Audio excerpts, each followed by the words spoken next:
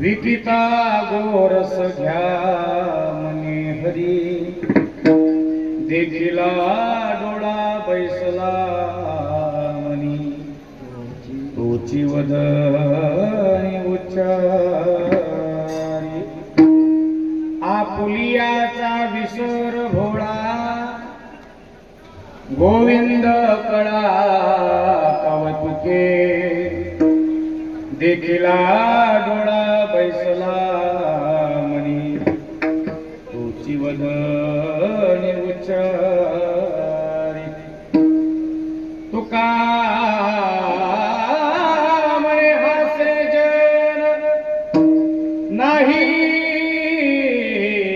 कानत येताई, देखिला डोळा बैसला मनी, तोची वदनी उच्चारी, परमपुरुष शौर्य पांडुरंग मुरारी,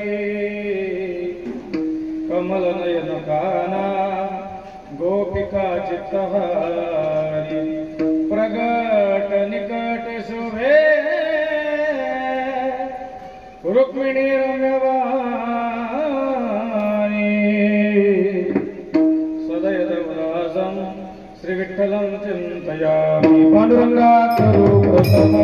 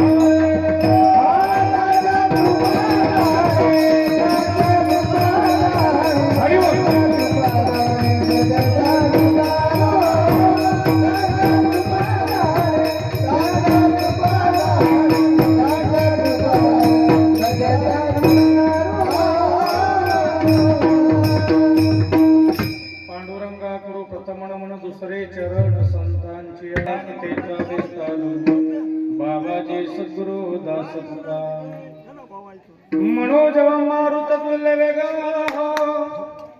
जितेंद्रियं बुद्धिमतां वरिष्ठं वातात्मजं मनरयुतं मुख्यं श्रीरामदूतं शरणं प्रपद्ये श्री गुरुचरण सरोज रज निज मन गुरु सुधारी कुफलचारी के बुद्धीन तनु जानिके सुमिरो पवन कुमार बल बुद्धि विद्या देव मोहि हरहु कलेश विकार कि जय हनुमान ज्ञान गुण सागर जय कपीस बोलो प्रभु जान राम दूत अतुलित बलधाम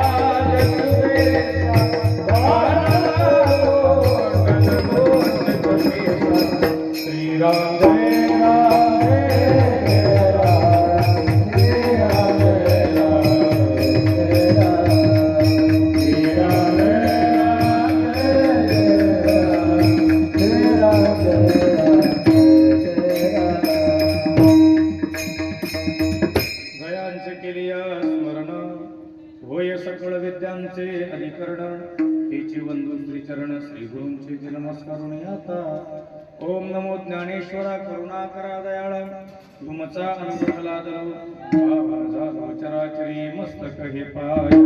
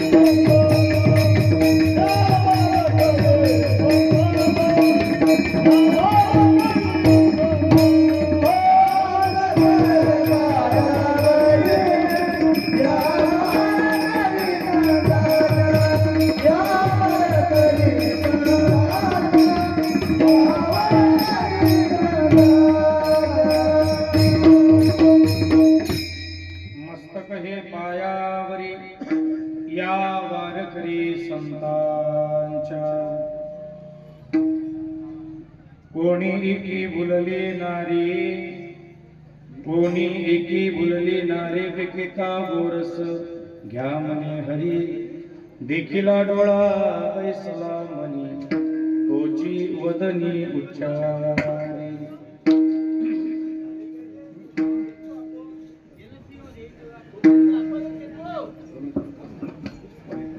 या गावामध्ये भगवान श्री पंढरीश परमात्मा यांच्या असीम कृपेद्वारे कैवल्य साम्राज्य चक्रवर्ती आनंदी ज्ञानोबाराय जगद्गुरु जगद्वंदनीय श्री तुकोबाराय यांच्या आशीर्वादाने भगवान स्वामीनाथ महाराजांच्या या पावन दरबारामध्ये त्यांच्याच कृपा आशीर्वादाने गेल्या अनेक वर्षापासून संपन्न होत असणारा हा पौष तिथी महोत्सव आणि त्याच महोत्सवामध्ये आज उपस्थित संपूर्ण माता भगिनी पुरुष मंडळी परिसरातून आलेले भाविक भक्तगण उपस्थित तालमर्षी मृदंगाचार्य आमचे विवेक महाराज, गायनाचार्य आमचे हरिभक्तपरायण गोपाळे महाराज, हरिभक्तपरायण आमचे ठाकरे महाराज, हरिभक्तपरायण मिश्रम महाराज, हरिभक्तपरायण बावणे महाराज, ढोले महाराज, मानेकर महाराज, भोरे महाराज आणि डोंगरे महाराज उपस्थित सर्व कलाकार या सर्वांच्या प्रमुख उपस्थितीमध्ये आजचा हा कीर्तनाच्या सेवेचा योग आणि गेल्या 7 दिवसापासून या ठिकाणी चालत असलेलं ज्ञानेश्वरी चिंतन ज्यांच्या मुखारविंदातून आपण या ठिकाणी 7 दिवस ज्ञानेश्वरी चिंतनाचं रसणपान केलं ते आदरणीय हरिभक्तपरायण तसरे महाराज या सर्वांच्या प्रमुख उपस्थितीमध्ये आजचा हा कीर्तनाच्या सेवेचा योग आणि ज्यांच्या प्रेमामुळे येण्याचा हा योग आहे ते म्हणजे आदरणीय आमचे रघुनाथरावजी ठाकरे, त्याचप्रमाणे संपूर्ण कार्यकर्ते मंडळी, गावकरी मंडळी यांच्या प्रेमामुळे या ठिकाणी येण्याचा हा योग आणि त्याच निमित्ताने का होईना आज तुम्हा सर्व भाविकांचा मला घडून आलेला तुम्हा सर्वांच्या दर्शनाचा योग विठ्ठल.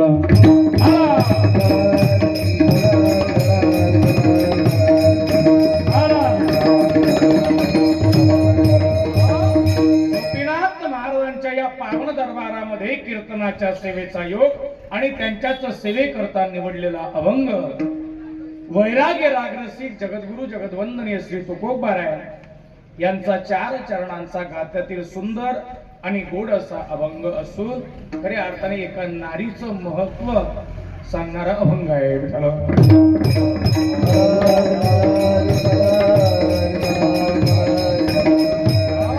नवे या अभंगातून तुकोबारांनी त्या नारीचं वर्णन केलेलं आहे, पण ज्या नारीचं वर्णन तुकोबाराच्या अभंगामध्ये करतात ती नारी नेमकी कोणती. वास्तविक तुकोबारांच्या अभंगाचा जर विचार केला किंवा चरित्राचा जर आपण विचार केला तर तुकोबारांचं चरित्र आपण पाहत असताना बऱ्याच तुकोबारांचे अभंग असे आहे की त्या अभंगामधून तुकोबारांनी त्या नारीचा निषेध केलेला आहे.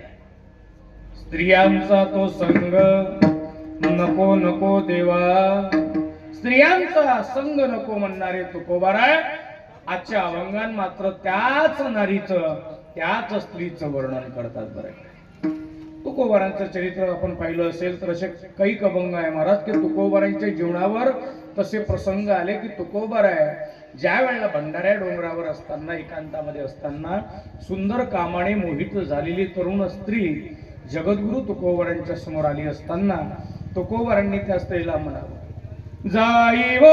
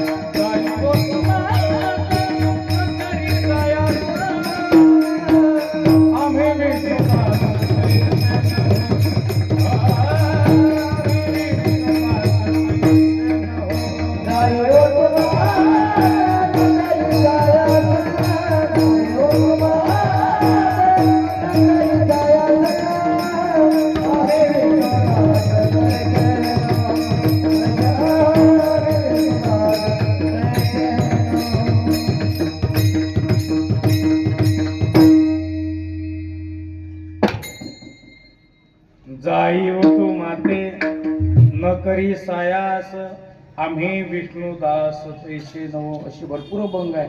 या स्त्रियांचा तो संग नको नको देवा म्हणणारे तुकोबर आहे. पण आजच्या अभंगामध्ये तेच तुकोबर आहे, त्या नारीचं वर्णन करतात, त्या स्त्रीचं वर्णन करतात. मग ज्या स्त्रीचं वर्णन तुकोबर आहे या अभंगात करतात ती स्त्री नेमकी कोणती? विठ्ठल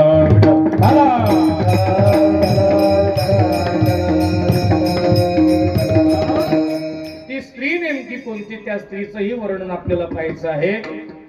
आणि काल्याचं सुद्धा वर्णन या ठिकाणी पाहायचं आहे. कारण काल्याचं कीर्तन म्हटलं की शेवट बरं. लोक म्हणतात चला 7 दिवस कार्यक्रमाला जाता आलं नाही, निदान काल्याच्या कीर्तना करता तरी जावं, निदान प्रसादा करता तरी, महाप्रसादा करता तरी जावं. कीर्तन भेटो नाही भेटो पण ते भेटलं तरी भरपूर झालं बरं का. आणि म्हणून वेगवेगळ्या दृष्टिकोन प्रत्येकाचा आहे आणि त्या दृष्टिकोनातून लोक खऱ्या अर्थाने कीर्तनाला येत असतात बरं का. आणि मी नेहमी सांगत असतो, साधनेचाही शेवट काल्याशिवाय होत नाही, जीवनाचाही शेवट काल्याशिवाय होत नाही आणि सप्ताहाचा सुद्धा शेवट काल्याशिवाय होत नाही. साधनेचाही शेवट म्हणजे कालाच आहे, जीवनाचाही शेवट म्हणजे कालाच आहे आणि सप्ताहाचा सुद्धा शेवट म्हणजे कालाच आहे बरं का. जोपर्यंत अभेदाचा अनुभव येत नाही तोपर्यंत जीवनाची सांगता नाही. साधनेच्या ज्ञानाशिवाय बरं का जीवनाची सांगता नाही आणि काल्याच्या कीर्तनाशिवाय सप्ताहाची सांगता नाही.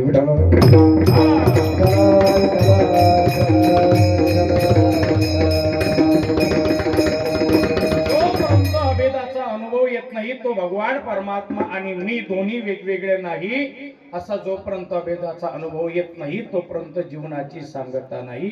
जीवनाचा अर्थात अभेदाचा अनुभव अतिशय महत्वाचा आहे बरं का. महाराज फार सुंदर बोलतात, पुनरपि जननम पुनरपि मरणम पुनरपि जननी जय जठरे शयनम इह संसारी खलु दुस्तारे कृपया पारे पाहे मुरारी भज गोविंद भज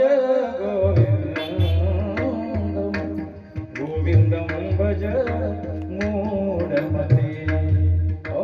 अर्थात साधनेचाही शेवट काल्याशिवाय नाही, जीवनाचाही शेवट काल्याशिवाय नाही आणि सप्ताहाचा सुद्धा शेवट काल्याशिवाय नाही. त्या काल्याचाच प्रसंग आपल्याला पाहायचा आहे. पण त्या अगोदर पहिल्यांदा अभंगाच्या भावार्थाचा विचार करायचा आहे.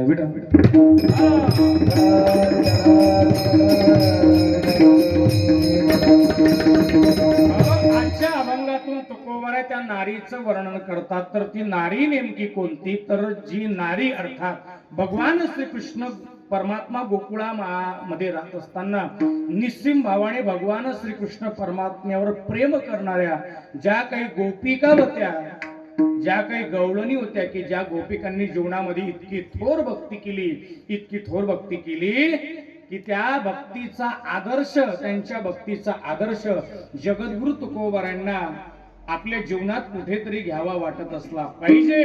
आणि म्हणून तुकोबाराय आजच्या अभंगात त्या नारीचं वर्णन करतात.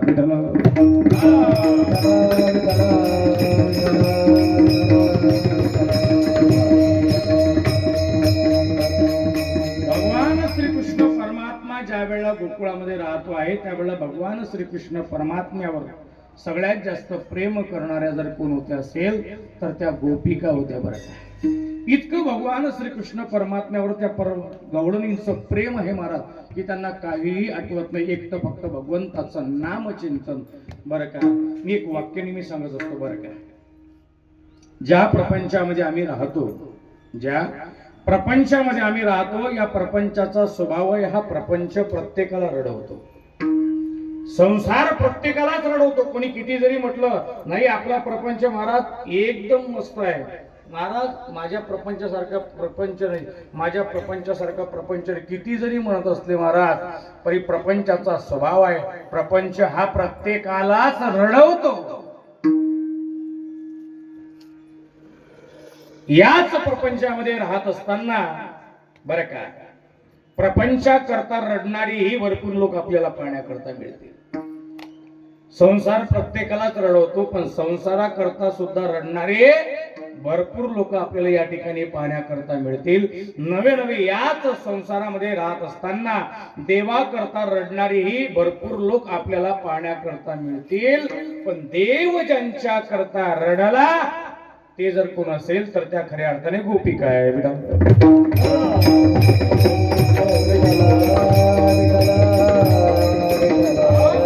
आपण देवा करता रडू यात नवल नाही, पण देव ज्यांच्या करता रडला ते खऱ्या अर्थाने संत आहे, ते खऱ्या अर्थाने गोपिका आहे महाराज. की ज्या गोपिकांकरता, ज्या गोपाळांकरता, ज्या सवंगळांकरता, ज्या भक्ताकरता भगवान परमात्मा रडला. प्रसंग आठवा.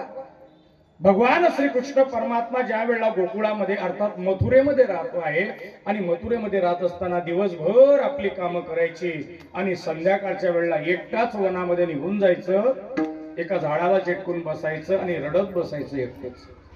रोजचा भगवान परमात्म्याचा नित्यक्रम. एक दिवस उद्धवजी पाहतात की रोज भगवान श्रीकृष्ण परमात्मा सगळे कामं आटपून रात्रीच्या वेळेला एकटे जातात तरी कुठं, आणि म्हणून भगवान परमात्म्याने दिवसभराची आपली कामं आटोपली आणि संध्याकाळच्या वेळेला वनामध्ये एकटाच निघाला. त्यांच्या पाठीमागे उद्धवजी गेले आणि उद्धवजी ज्या वेळेला भगवंताच्या पाठीमागे गेले त्यावेळेला भगवान श्रीकृष्ण परमात्मा त्या वनामध्ये गेले, एका झाडाला चिटकून बसलेले आहे आणि एकटेच रडत बसलेले आहे. स्वतःच्या हाताने स्वतःच्या डोळ्यातील अश्रू भगवान श्रीकृष्ण परमात्मा पुसत आहे. त्यावेळेला उद्धवजी एकदम समोर आले. हातात तर काय, भगवान श्रीकृष्ण परमात्मा रडत आहे. आणि त्यावेळेला उद्धवजी भगवान श्रीकृष्ण परमात्म्याला म्हणतात, देवा तुम्ही रडता? अहो तुम्ही तर जगाचे मालक आहात, आणि जगाचे मालक असताना तुम्ही रडता, पण कुणा करता रडता? आणि त्यावेळेला भगवान श्रीकृष्ण परमात्मा म्हणतात, उद्धवा खरं सांगू, मी गोकुळामध्ये राहत असताना माझ्यावर निस्सीम भावाने प्रेम करणारे जे काही माझे सवंगडी आहे, जे काही माझे मित्र आहे, माझे गायी आहे, माझ्या वासरा आहे, नवे नवे माझ्यावर निस्सीम भावाने प्रेम करणाऱ्या ज्या काही गोपिका आहे, त्या गोपिकांची, त्या माझ्या मित्रांची मला आज आठवण झाली. त्यांच्या आठवणीने मी या ठिकाणी रडत आहे. एक वाक्याने मी सांगत असतो, मोठ्या माणसांना सुद्धा भावना असतात, पण त्या भावना त्यांना कधीही व्यक्त करता येत नाही. विठाला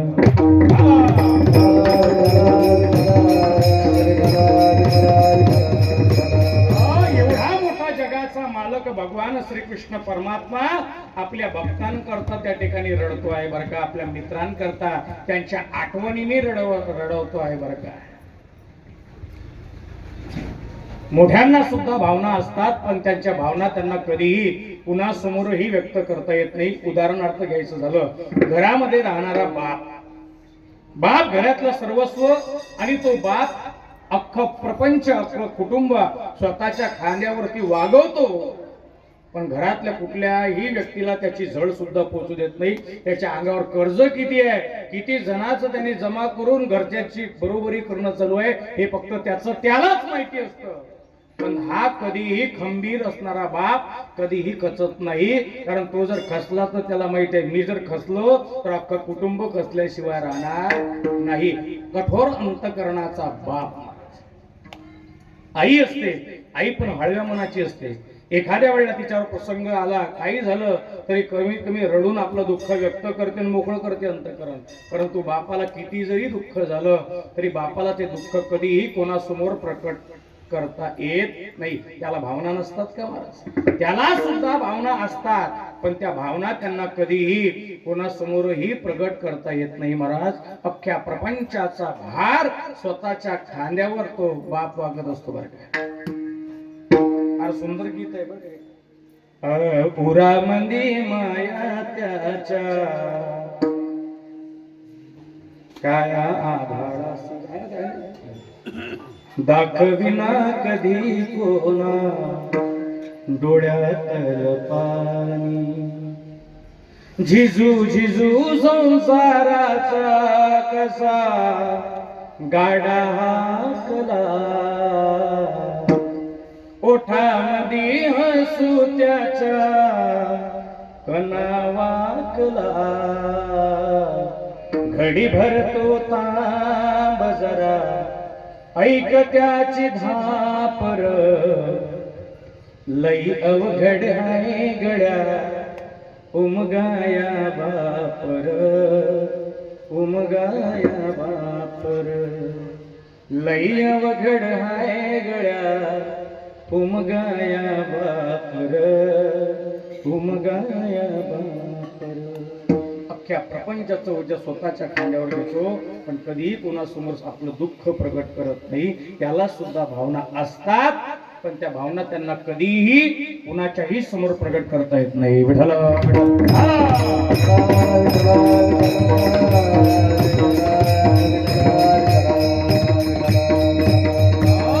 एवढा मोठा जगाचा मालक भगवान श्रीकृष्ण परमात्मा पण आपल्या भक्तांच्यासाठी त्या ठिकाणी रडतो. बरं का, आपण देवा करता रडू यात नवल नाही हो, पण देव ज्यांच्या करता रडला ते खऱ्या अर्थाने भक्त आहेत, ते गोपिक आहे, ते खऱ्या अर्थाने संत महात्मे आहे. विठ्ठल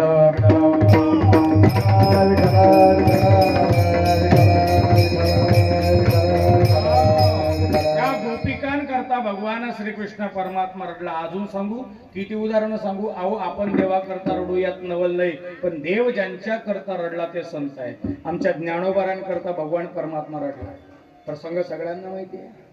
ज्या वेळेला ज्ञानोबराय समाधीला जातात त्यावेळेला प्रसंग डोळ्यासमोर आला. समाधी प्रसंगाच्या वेळा प्रत्यक्षात नामदेव महाराज हजर आहे, रुक्मिणी माता हजर आहे, भगवान पंढरीश परमात्मा तिथे हजर आहे, सोपान काका, मुक्ताबाई आणि ज्ञानोबराय त्यावेळेला या जगाचा निरोप घेऊन ज्ञानेश्वरी सारखा अलौकिक ग्रंथ या जगाला समर्पित करून वयाच्या 22व्या वर्षी समाधीच्या दिशेने निघालेला हा महात्मा. आणि ज्या वेळेला ज्ञानोबराय समाधीला जात आहे त्यावेळेला प्रसंग असा आहे महाराज की प्रत्यक्षात भगवान परमात्मा त्या ठिकाणी हजर आहे. एका बाजूने निवृत्ती दादानी हात पकडलेला आहे. निवृत्तीने बाहेर